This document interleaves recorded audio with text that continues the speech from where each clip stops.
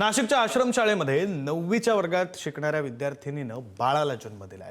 कळवणच्या सप्तशृंगी गडाजवळील आश्रमशाळेतला हा धक्कादायक प्रकार आहे। विद्यार्थिनीशी संबंध ठेवणारा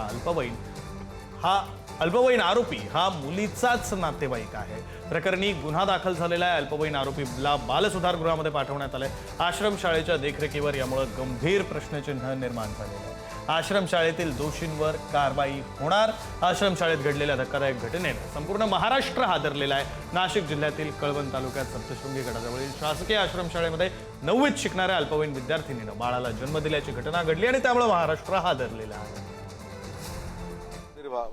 अशा पद्धतीची गोष्ट घडली असेल तर आश्रमशाळा चालवणारे जे काही मंडळी आहेत त्यांची चौकशी झाली पाहिजे, त्यांच्यावर कारवाई झाली पाहिजे।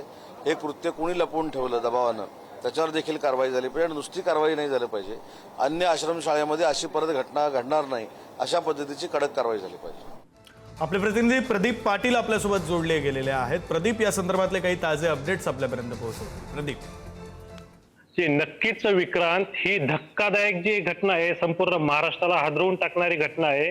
ही नाशिक जिल्ह्यातील कळवण तालुक्यात झालेली ही घटना आहे। एक आश्रमशाळा आहे, तिथे चक्क 9वीत शिकणाऱ्या मुलीने बाळाला जन्म दिलेला आहे व जो जन्म दिलेला आहे मात्र पोलिसांनी कसून चौकशी केली व त्या चौकशीनंतर असा उलगडा समोर आलेला आहे की जो बाळाला जन्म दिला त्यानंतर जो अल्पवयीन मुलगा आहे तोच मुलीचा नातेवाईक निघालेला आहे व त्यानंतर त्या मुलालाही बाल सुधारगृहामध्ये ठेवण्यात आलेलं आहे। मात्र आता इथून पुढे नेमकं काय अपडेट येणार आहे तेही आपण जाणून घेऊ व आदिवासी विकास आयुक्त आहेत त्यांनीही आश्वासन दिलेलं आहे की या घटनेची कसून चौकशी करण्यात येईल व जे दोषी आहेत त्यांच्यावरही कारवाई करण्यात येणार आहे।